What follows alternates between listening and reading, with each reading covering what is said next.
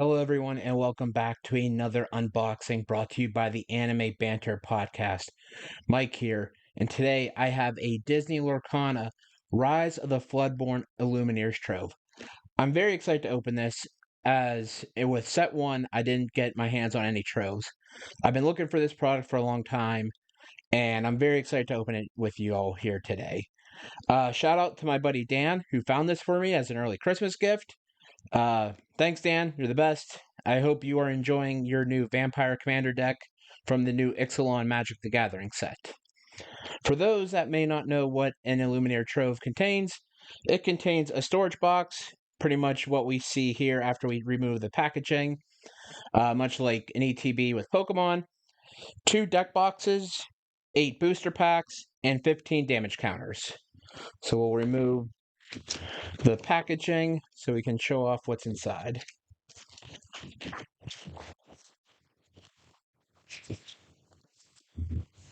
So as you can see, we have the storage box, lid comes off. We have a manual, much like ETBs and Pokemon, that show off all the cards in the set, and also go over combos to play with the set. We have our 2 deck boxes. They're not the sturdiest, but we have one with, if I can figure out how the hell to get this to stand upright. We have one with Raya and Tiana on the back of it. And we have one with Cinderella and Gaston on the back of it.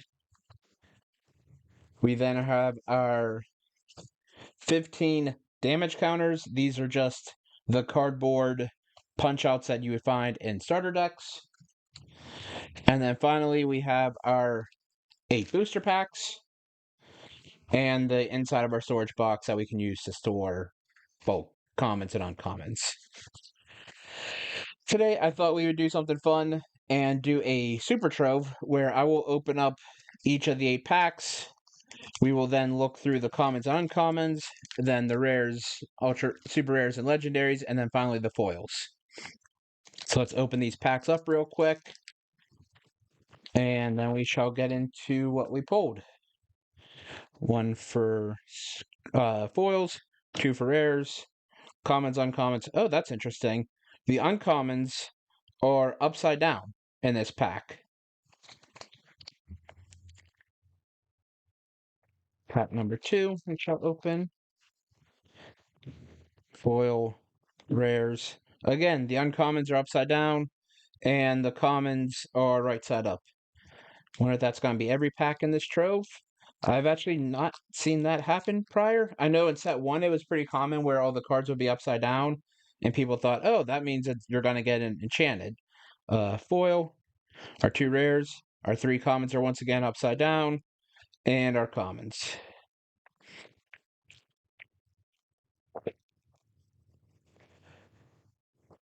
Foil, rares, upside down uncommons, and our commons. How has your luck been with the Rise of the Floodborn? Now that it's been out for a couple weeks, have you been finding any success with any decks? Let us know in the comments. I personally have been playing a Emerald Amethyst bounce deck, and I've been working on a Amber Emerald discard deck that I have yet to take to my locals, but I'm very interested in it. It's very similar to what I played at PAX Unplugged in the Constructed event. It felt like it had a lot of power, but it also felt like it could be inconsistent. And then I also have built a Steel Song flute deck because that is the meta right now. So we have that as a fallback option for any constructed events that are big. So we'll move our foils to the side, our rares to the side, and let's go through our first super stack. These will be our commons and uncommons. Baloo, Ray, Nothing to Hide, Edoria, Cusco, Prince Naveen, or upside down uncommons. Daisy Duck, Cogsworth, Gaston Singer, What Did You Call Me, Cruella de Vil, Improvise, Piglet, Winnie the Pooh, Charge.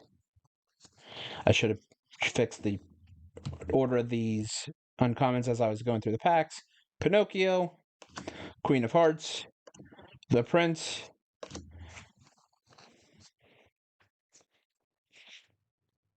Pain, Binding Contract, Caterpillar, Minnie Mouse on a Vespa, Hypnotize, The Knock, Snow White, Elsa, Cinderella, Raya, Enchantress, Popsicle, Painting the Roses Red, Merlin Crab, Hercules, Nick Wilde, You Can Fly, Pick a Fight, Lady Tremaine, Verona, Jasmine, Mulan, Chip the Teacup, Last Cannon,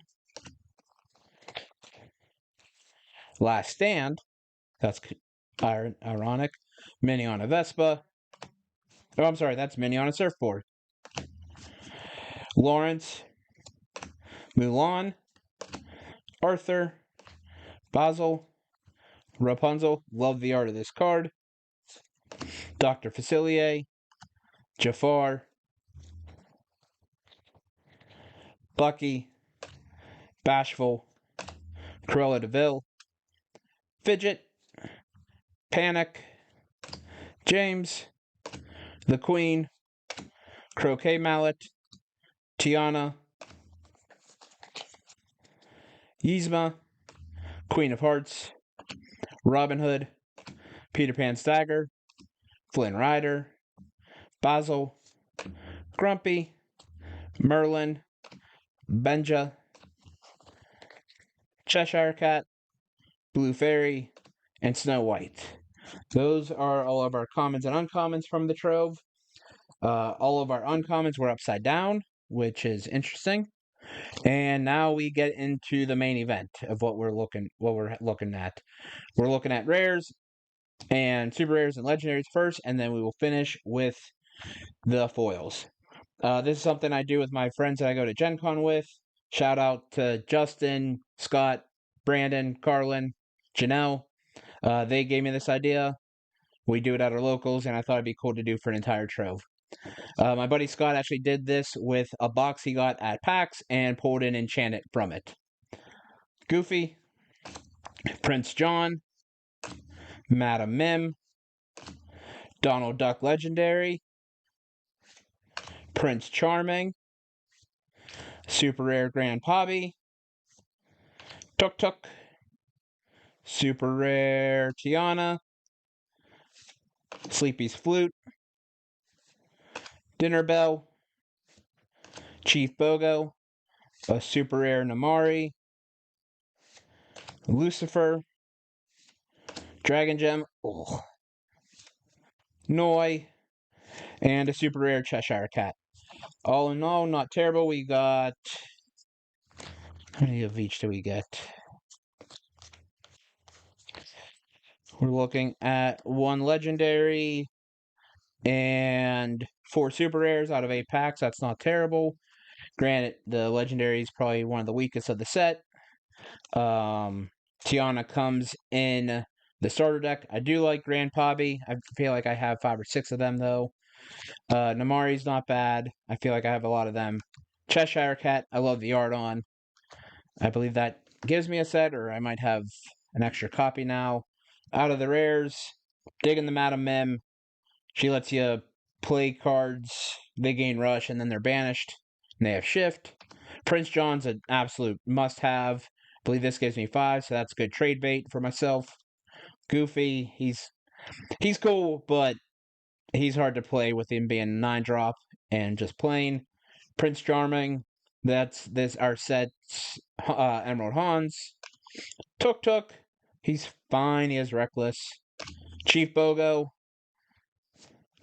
Dinner Bell, Sleepy's Flute, great trade value here.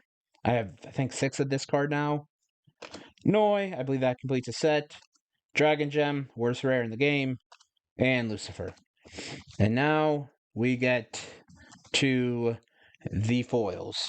And we see if the Enchanted Luck continues. So we start off with a rare foil of Merlin. Oh, what did you call me? Merlin Goat. Fairy Godmother. A Gaston. A Rabbit. Another Gaston. And our final foil is a Sneezy. So our streak is over. Well, I guess it's a Trove, so it's a different streak. No Enchanted, unfortunately, but I'm very excited to have the Trove for storage purposes. And I'm always excited to open new packs of Disney Lorcana. Gives me some trade value at my locals. And very intrigued to see how these deck boxes work. Probably can't even hold a double-sleeved deck, but in a pinch, they're probably fine to take to a local event. Thank you all for joining me as I opened my first Illumineer's Trove. Again, thank you to my buddy Dan for the Christmas gift. Appreciate it. I hope you enjoy your new vampire deck. And for those that joined me today, thank you so much for joining. Just a reminder, you can check out Turtle's RPG Treasure Trove here on YouTube. You can check out Sean's Deitman Files, Deittman podcast on everywhere you can find podcasts. You can find the Anime Banter podcast here on YouTube, on Facebook, Instagram, X. We put out a new podcast episode every Friday. We are in the midst of our Scott Pilgrim Takes Off watch.